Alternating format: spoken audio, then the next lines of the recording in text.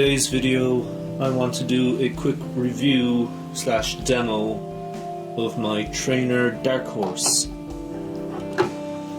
This is the amp that I've been using primarily for the last 7 years. I think I bought it about 7 years ago. It's a Canadian company, in case that wasn't obvious enough from the sticker here. They used to sell them on Tonal. I don't think they sell them anymore there though, which is a shame because they are fantastic amps. I bought it originally as a practice amp slash studio amp because it's a low wattage. It's one of the lunchbox amps that were popularized back then. So it can go down as far as I think it's 1.5 watts on the lower setting, and it's 15 watts I believe on the higher setting. Right now it's on standby. So let's just go through the features on the front panel. On-off switch obviously, which does exactly what it says on the tin. On, off. Next to that you have a 3-way switch which allows you to switch down to the 12AU7. I think that's the power tube setting is what you're changing there, because that will change it to a lower wattage on this setting, and up on the higher setting is the 6V6 tube, which gives you the 15 watts, which is the full power. And then obviously center is standby if you want to warm up your tubes before you start playing. Then you have your indicator LED, which is a cool gem style one, just looks nice. Master volume, these kind of chicken head style knobs, more of a retro look. Treble, bass, and then in between there's a 3-way switch which allows you to pick between 3 different tone stacks, I believe they call them. On the bottom it basically applies a circuit which makes it more similar to USA style amps. I believe that means it's supposed to sound more like a Marshall. Correct me if I'm wrong. The other setting is supposed to sound more like a Fender, I think. But again, correct me if I'm wrong. And the center eliminates the tone stack entirely, so you get maximum volume essentially and no EQ control. So at the center setting, these 2 knobs are not actually doing anything. I generally keep it set to the Brit setting, is the one I like, but that's up to yourself. Then you have a gain control, which is simple, just dirties up, increases the gain, you know, any amp does that. And then you have your input jack. I'll see if I can turn it around quickly without destroying everything. Okay. So on the back panel it's extremely simple. You have your power input, your usual kettle lead, then you have your speaker outputs and a little speaker configuration diagram here to help you figure out what you're doing. Right now I have it running into a 1x12 16 ohm cab. It's an orange PPC 112 I think. Yeah. So I'm just using the first setting, which is one 16 ohm cabinet. Then if you have one 8 ohm cabinet you would use this output jack, and if you have 2 16 ohm cabinets you use both of these output jacks. So it's pretty simple, it's hard to get wrong, it's all the information is there. The main thing it's lacking is an effects loop, but I actually prefer that because it simplifies things a lot. I just plug all of my pedals into the front of the amp. I always have, even when I used amps that had effects loops. I didn't want to be messing around with more cables. I mean, I tried it out and I didn't find it made a huge improvement or disimprovement. I didn't notice much of a difference, to be honest. I think it's fine to plug all of your pedals into the front. Some people split their pedals up so they have gain going into the front of the amp, and then the effects loop will be delays and modulations. But this amp eliminates that question because it doesn't have one, which I prefer. I like simple gear that does one thing well. That's kind of my motto. I want my gear to do one thing very well instead of a million things averagely. And this does that. Turn it back around. You'll also notice I did a quick slight mod to mine where I added LEDs. I'll switch them on now just to show. Right, yeah, as you can see I put some blue LEDs inside the cage that holds the tubes, because I use this amp live and the other guitarist has some LEDs in his amp and I wanted to not be left out. Plus it looks kind of cool.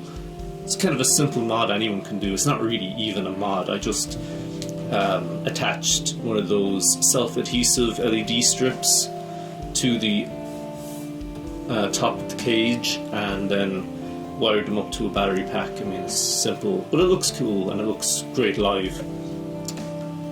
So yeah, as far as tone goes, I'm not going to set up a big recording rig now, but I'll just quickly go through it. I'll set everything to like 12 for now. Yeah, let's leave it on Brit. And then we'll put it on the lower setting.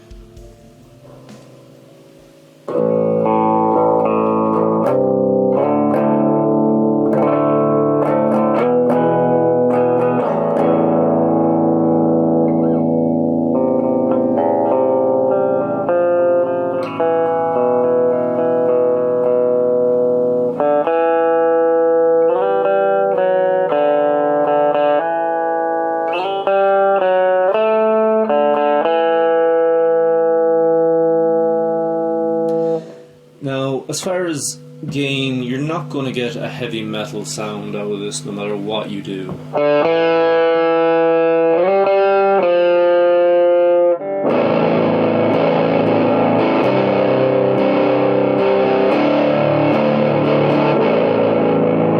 And that's really the height of the distortion you're going to get. You can set it to pure and you get slightly more volume.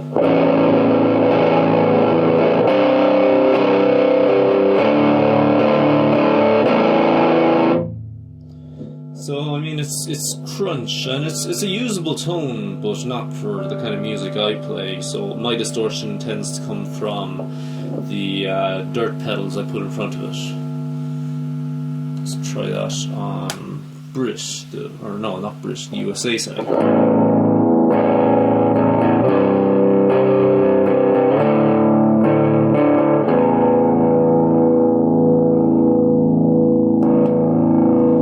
Get the most gain on the pure setting because it removes the tone stack thing, which kind of soaks up some of the tone, and well, it controls the tone, but it also soaks up some of the gain going through it. Let's just try a few different settings on it now, just to give you an idea.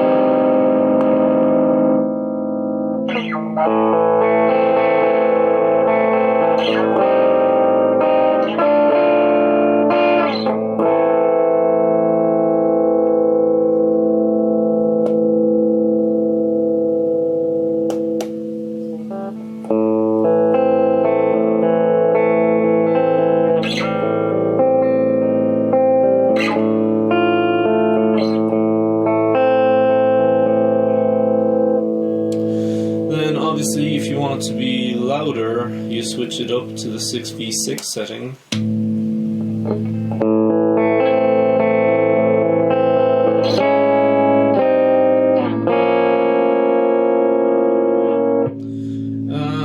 And this is the setting I would use live or at practice when you're playing with a drummer.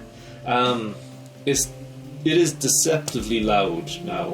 I mean, make no mistake, you will be completely able to permanently, severely damage your hearing if you play this without hearing protection in a room for very long. People seem to want to get the maximum wattage they can when they're buying an amp, but realistically, if you're buying a tube amp especially, it's different for solid state because they don't get the same amount of headroom. It just doesn't work the same way. Tube amps, 15 watt tube is able to keep up with a drummer and a 100 watt solid state amp, no problem. It's ridiculously loud. And also, it's not too loud.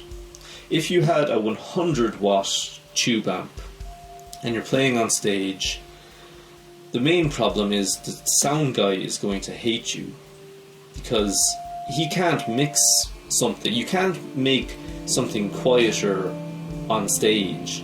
I mean, if you're overpowering everyone else on stage, he can't do anything about it unless you turn your amp down. With an amp like this, you can go on stage, get it to a reasonable volume where it's perfectly loud enough to play along with the rest of the band and for everyone to hear it, and for you to hear it especially, or not loud enough, and the sound guy will simply plug a mic in front of it and he will control the volume, which is his job. And instead of just being ridiculously loud, it will be the right volume because he will be mixing it to sound correct along with the rest of the mix, if you get what I mean. So yeah, I'm not sure where you would pick these up anymore is the next problem. Traynor is a pretty big company in Canada. They still exist as far as I know. I don't know if they still produce this exact amp, but they're fantastic. They weren't too expensive when I bought it, so it's probably a bit cheaper now in the used market. It's built like a tank. I mean, I've had it 7 years. I've gigged it all over the country, dragged it to and from different apartments and houses every time I moved, and I've never had any problems with it.